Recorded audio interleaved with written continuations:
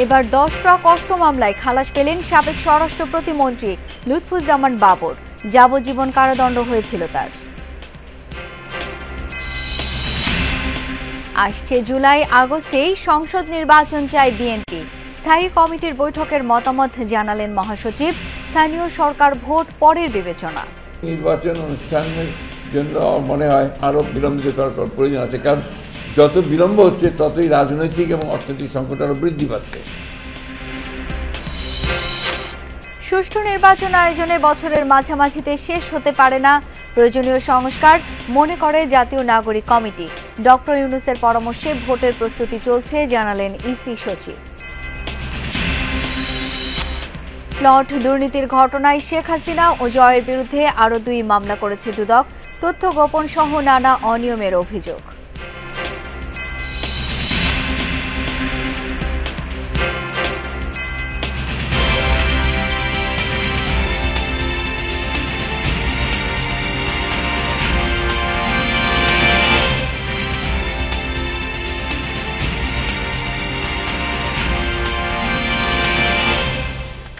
আমন্ত্রণ যমুনা নিউজে, আপনাদের সাথে আছি আমি শাওন দত্ত। এতক্ষণ শিরোনাম দেখছিলেন। চট্টগ্রামে বহুল আলোচিত 10 ট্রাক অস্ত্র আটকের আরেক মামলায় খালাস পেয়েছেন বিএনপি নেতা ও সাবেক স্বরাষ্ট্র প্রতিমন্ত্রী লুৎফুজ্জামান বাবর। তার কারামুক্তিতে আর কোনো বাধা নেই বলে জানিয়েছেন আইনজীবীরা। 2004 সালের 1 এপ্রিল CUAFL ঘাট থেকে আটক করা হয় 10 ট্রাক অস্ত্রের চালান। এই নিয়ে কর্ণফুলী থানায় অস্ত্র আইন ও বিশেষ ক্ষমতা আইনে চোরাচালানের অভিযোগে 2টি মামলা হয়। মামলায় 2014 সালের 30 জানুয়ারি চট্টগ্রাম মহানগর দায়রা জজ আদালত এবং বিশেষ ট্রাইব্যুনাল 1 রায় দেন। এর মধ্যে অস্ত্র চোরাচালান মামলায় বিচারিক আদালতের রায়ে সাবেক শিল্পমন্ত্রী ও জামায়াতে ইসলামীর আমির মতিউর রহমান নিজামী, সাবেক স্বরাষ্ট্র প্রতিমন্ত্রী লুৎফুজ্জামান বাবর, ভারতের বিচ্ছিন্নতাবাদী সংগঠন উলফার সামরিক কমান্ডার পরেশ বড়ুয়া এবং 2টি গোয়েন্দা সংস্থার ঊর্ধ্বতন কর্মকর্তা সহ 14 জনকে ফাঁসির আদেশ দেওয়া হয়। মানবতাবিরোধী অপরাধ মামলায় মতিউর রহমান নিজামীর ফাঁসি কার্যকর হয়েছে। অস্ত্র আইনে করা অন্য মামলায় যাবজ্জীবন কারাদণ্ডাদেশ হয় একই আসামিদের। জাতির বৃহত্তর স্বার্থে চলতি বছরের জুলাই আগস্টের মধ্যেই সংসদ নির্বাচন চায় বিএনপি।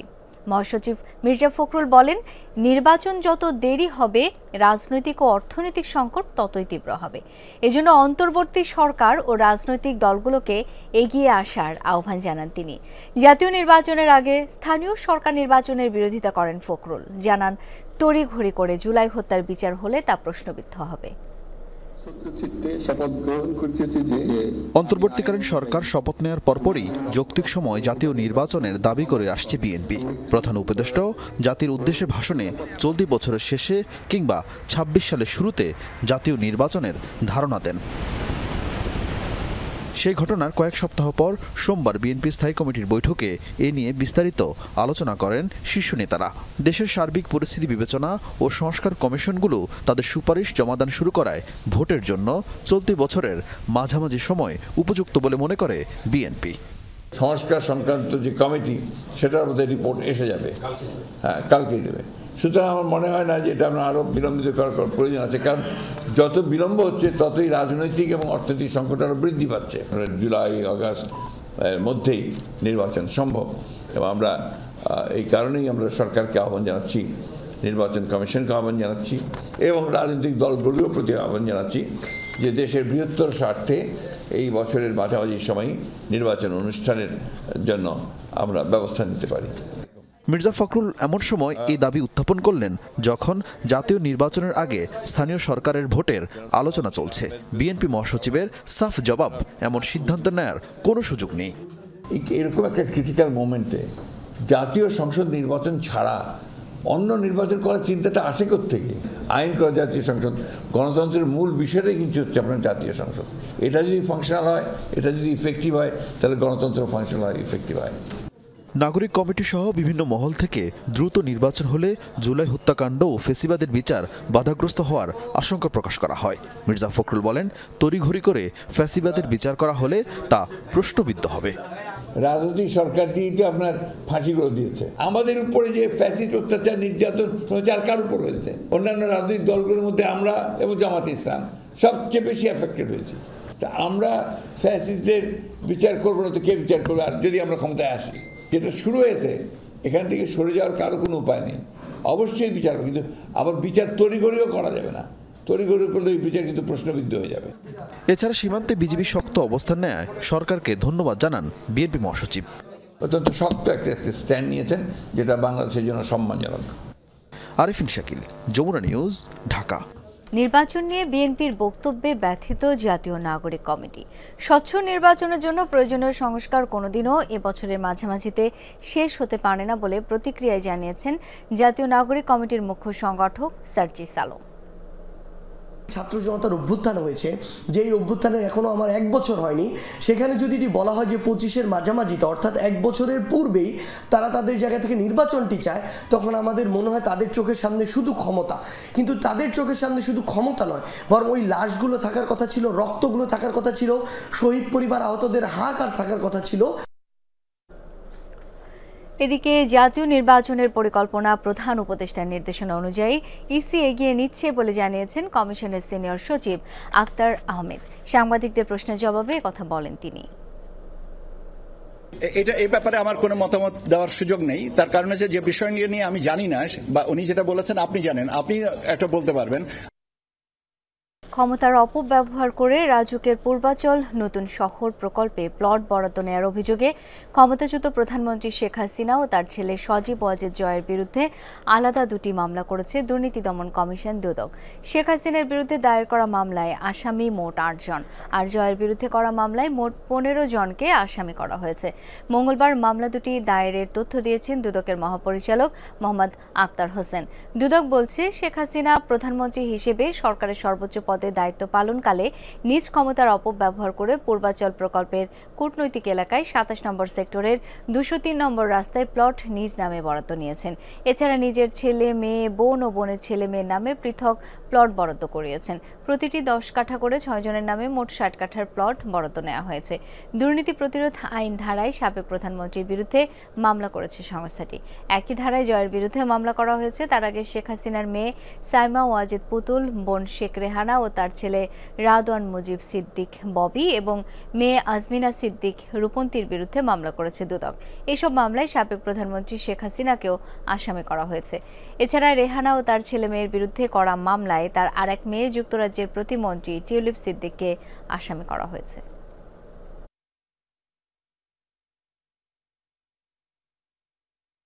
ক্ষমতার অপব্যবহার করে পরস্পর যোগ সাজশে জনাব শেখ হাসিনার নামে বরাদ্দ প্রদান ও প্লটের বাস্তব দখল গ্রহণ করার অপরাধে দণ্ডবিধির সংশ্লিষ্ট ধারা এবং দুর্নীতি প্রতিরোধ আইন 1947-এর 5-2 ধারায় আজ একটি মামলা রুজু হয়েছে।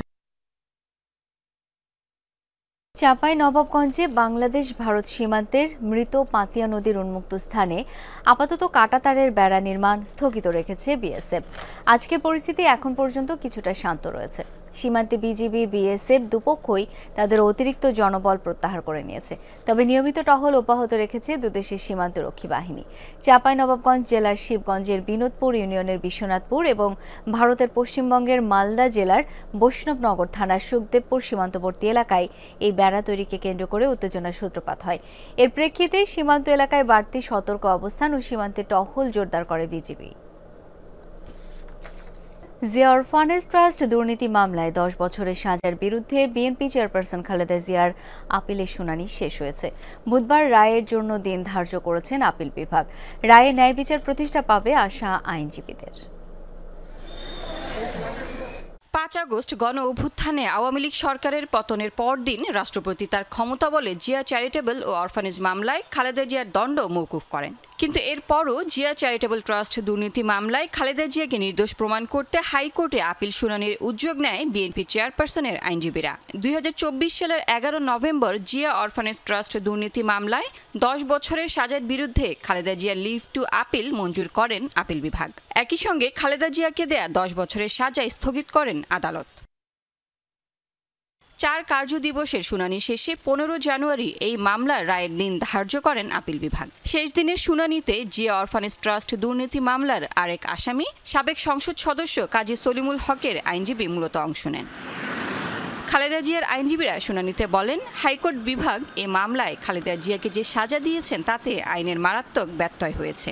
ট্রাস্টের কোনো কিছুর সাথে খালেদা জিয়ার সম্পৃক্ততা নেই। শুধু তাই নয়, জিয়া অরফানেজ ট্রাস্টের যে অর্থ আত্মসাতের কথা বলা হয়েছে সেই অর্থও সুরক্ষিত আছে। বাকি আসামিদের বিরুদ্ধে দায়ের করা মামলাও ষড়যন্ত্রের অংশ। বিএনপি চেয়ারপারসনকে নির্বাচন থেকে দূরে রাখতেই পরিকল্পিতভাবে শেখ হাসিনার নির্দেশে এই রায় দেওয়া হয়েছে। এফআইআরের মধ্যে এমন কিছু ত্রুটি ছিল যে জিনিসগুলো যদি আইনগতভাবে বিচার বিশ্লেষণ করা হতো তাহলে বেগম খালেদা জিয়া নিম্ন আদালত থেকেই খালাস পেতেন। আজকে যে মামলাটি হয়েছে এই মামলার মধ্যে শেষ পর্যন্ত যে কনক্লুশন যেটা এসেছে, এই মামলার মধ্যে তাকে সাজা দেওয়ার জন্য কোনো ইনগ্রেডিয়েন্ট ছিল না। দেশনেত্রী বেগম খালেদা জিয়া, তার দল এবং জিয়া পরিবারকে ভিকটিম করার জন্য ম্যালিশিয়াসলি এই মামলাটা দায়ের করা হয়েছিল। মামলা দায়ের করা হয়েছিল আউট অফ পলিটিক্যাল গ্রাজ, ব্যক্তিগত জিঘাংসা, রাজনৈতিক প্রতিহিংসার কারণে মামলা দায়ের করা হয়েছিল। বুধবারের রায়ে উচ্চ আদালতে খালেদা জিয়া ন্যায় বিচার পাবেন আশা তার আইনজীবীদের। এই আদালত থেকে, দেশের সর্বোচ্চ আদালত থেকে আমরা ন্যায় বিচার পাব এবং তিনি সহ অন্যান্যরা খালাস পাবেন। 2018 সালে 8 ফেব্রুয়ারি বকশীবাজারের বিশেষ জজ আদালতের রায়ে অরফানেজ মামলায় খালেদা জিয়াকে 5 বছরের সাজা দেয়া হয়। দুদকের আবেদনের প্রেক্ষিতে একই বছরের অক্টোবরে হাইকোর্ট ওই সাজা বাড়িয়ে 10 বছর করে। লাভলি বিথি, যমুনা নিউজ, ঢাকা। শুক্রবারের মধ্যে বিএনপি চেয়ারপারসন খালেদা জিয়ার সব রিপোর্ট হাতে পাওয়া যাবে। সোমবার নিয়মিত ব্রিফিংয়ে এই তথ্য জানিয়েছেন তার ব্যক্তিগত চিকিৎসক AZM জাহিদ হোসেন। জানান, লিভার ট্রান্সপ্লান্ট, হেপাটোলজি কনসালটেন্ট সহ বিভিন্ন বিষয়ে বিশেষজ্ঞ চিকিৎসকরা পর্যবেক্ষণ করছেন খালেদা জিয়ার স্বাস্থ্যের গতিবিধি। রিপোর্টের উপর ভিত্তি করে চিকিৎসা পদ্ধতিতে আনা হতে পারে পরিবর্তন। রিপোর্ট ছাড়াই যেসব বিষয়ে সিদ্ধান্ত গ্রহণ জরুরি তা নিতে আলাপ আলোচনা করবেন চিকিৎসকরা। চিকিৎসারত অবস্থাতেও খালেদা জিয়া দেশের খবর নিচ্ছেন বলেও জানান জাহিদ হোসেন। একই সাথে দেশবাসীর কাছে আবারও দোয়া চেয়েছেন তিনি। Liver disease, chronic kidney disease বা এবং হার্টের অ্যাসেসমেন্টগুলো এখনও কমপ্লিট হয় নাই। এটা শেষ হতে হতে প্রায় আগামী শুক্রবারের মতো সময় লেগে যেতে পারে। কাজে সব কিছু মিলিয়ে তারপরে ওনারা শুক্রবারের মধ্যে চেষ্টা করবেন যাতে একটা ওনার পরবর্তী চিকিৎসা সম্পর্কে একটা প্ল্যান করা যায়। এখন যেটা প্রয়োজন, অতি দ্রুত বা অতি তাড়াতাড়ি যে সমস্ত পরিবর্তন আনা প্রয়োজন সেগুলো আনা হচ্ছে। পরবর্তীতে যারাই ক্ষমতায় আসবে তারা তরুণ প্রজন্মের ভাষা বুঝতে ব্যর্থ হলে আওয়ামী লীগের মতোই পরিণতি হবে, এমনটাই মন্তব্য করেছেন বৈষম্য বিরোধী ছাত্র আন্দোলনের আহ্বায়ক হাসনাত আব্দুল্লাহ। জুলাই বিপ্লবের ঘোষণাপত্রের দাবিতে সকালে নারায়ণগঞ্জে চাষারায় কেন্দ্রীয় শহীদ মিনারে লিফলেট বিতরণ এবং গণসংযোগ করেন তিনি। পরে পথসভায় সংক্ষিপ্ত বক্তব্যে হাসনাত বলেন, আওয়ামী লীগ ছাড়া নির্বাচন অংশগ্রহণমূলক হবে না, এমন ধারণা পোষণকারীরা ফ্যাসিবাদের ইন্ধনকারী। হাসনাত বলেন, আওয়ামী লীগের রাজনীতি আর পুনর্বাসন হবে কিনা তা এখন প্রাসঙ্গিক আলাপ নয়, বরং ওয়ার্ড থেকে শুরু করে কেন্দ্র পর্যন্ত তাদের প্রত্যেকটি নেতাকর্মীকে বিচারের আওতায় আনতে হবে। কর্মসূচিতে হাসনাত আব্দুল্লাহ জুলাই বিপ্লবের ঘোষণাপত্র প্রকাশে দ্রুত অন্তর্বর্তী সরকারের প্রতি আহ্বান জানান।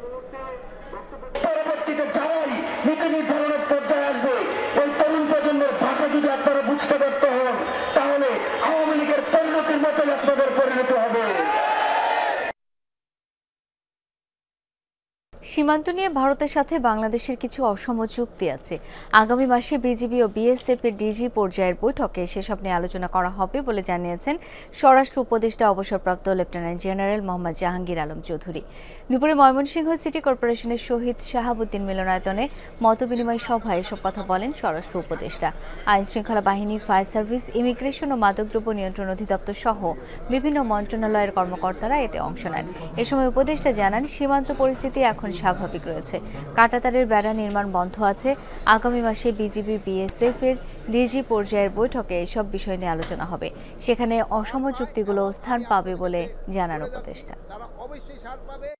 আমাকে কিছু কিছু অসম চুক্তি করা হয়েছে, এগুলি নিয়ে আলোচনা হবে এবং আমরা আমাদের মন্ত্রণালয় থেকে আমরা একটা চিঠিও দিচ্ছি যে এইগুলি অসম আছে, ওইগুলি কীভাবে সমস্যাটা সমাধান করা যায়। সারের কোনো সংকট নাই, আর যদি কেউ সারের কৃত্রিম সংকট করার চেষ্টা করে, আমি আইন শৃঙ্খলা বাহিনী এবং ডিভিশনাল কমিশনার সাহেব আছে তাদের বলবো তাদের এগেনস্টে প্রপার অ্যাকশন নেওয়ার জন্য। চাকরিতে পুনর্বহালের দাবিতে প্রশাসনের আশ্বাস না পাওয়ায় আমরণ অনশন কর্মসূচি পালন করছেন পুলিশের 40তম ব্যাচের অব্যাহতি পাওয়া শিক্ষানবিশ উপপরিদর্শকরা।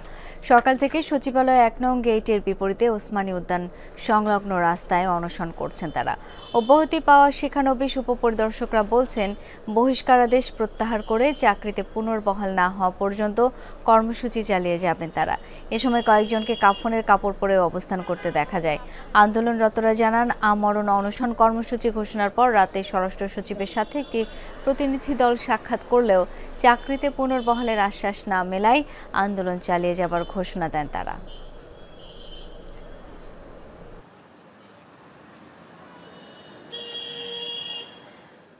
আগামীকাল আমাদের পাসিং আউট প্যারেড, অথচ আমরা এখনো এই পথে বসে রয়েছি। আমাদের কেউ কোনো আশ্বস্ত করতেছে না, আমাদের কি দোষ এটা এখনো পর্যন্ত আমাদের অজানা। যখন আমরা একটা সপ্তাহের মধ্যে কোনো দৃশ্যমান কোনো ফল না দেখতে পেলাম, তখন আমরা আবার রাস্তায় নামতে বাধ্য হয়েছি। যতদিন পর্যন্ত আমরা আমাদের না কোনো কাঙ্ক্ষিত ফলাফল পাই, আমরা না কোনো আমাদের দৃশ্যমান কোনো রেজাল্ট পাই, ততদিন পর্যন্ত আমরা এখান থেকে উঠবো না। ত্রয়োদশ জাতীয় সংসদ নির্বাচন এবং ভোটার তালিকা হালনাগাদে সহায়তা দিতে চায় জাতিসংঘের উন্নয়ন কর্মসূচি ইউএনডিপি। নির্বাচন কমিশনের সাথে বৈঠকে একথা জানিয়েছে সংস্থাটি। দুপুরে নির্বাচন ভবনে ইসির সিনিয়র সচিব আক্তার আহমেদের সঙ্গে বৈঠক করেন ইউএনডিপির 8 সদস্যের প্রতিনিধি দল। এরপর প্রধান নির্বাচন কমিশনারের সাথেও বৈঠকে বসবে সংস্থাটির প্রতিনিধিরা। এর আগে বিভিন্ন নির্বাচনে কমিশনকে প্রশিক্ষণ এবং নির্বাচনী উপকরণ দিয়ে সহায়তা করেছে ইউএনডিপি। এছাড়া 21 নভেম্বর থেকে নাসির উদ্দিন কমিশনের দায়িত্ব নেয়ার পর বিদেশি প্রতিনিধিদের সঙ্গে 2টি বৈঠক অনুষ্ঠিত হয়েছে।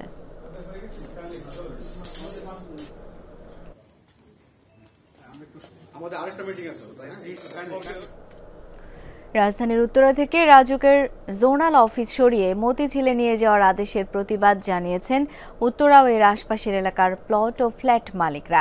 সকালে উত্তরায় রাজুকের জোনাল অফিসের সামনে এক মানববন্ধনে এই প্রতিবাদ জানান তারা। এই সময় বক্তারা বলেন, জোনাল অফিস মতিঝিলে সরিয়ে নিলে উত্তরায় থাকা 20,000-এর বেশি প্লট ও ফ্ল্যাট মালিক ভোগান্তির শিকার হবেন। এতে তাদের প্রচুর অর্থ সময়ের অপচয় হবে। এছাড়াও একই অফিসে একসাথে এত বেশি চাপ পড়লে তাতে কাজের গতি কমে যাবে। হঠাৎ কেন এই আদেশ দেয়া হলো তারও ব্যাখ্যা চান মানববন্ধনে অংশগ্রহণকারীরা। দাবি না মানলে ঘেরাও কর্মসূচি, অবরোধ সহ কঠোর আন্দোলনে যাওয়ার হুঁশিয়ারি দেন তারা।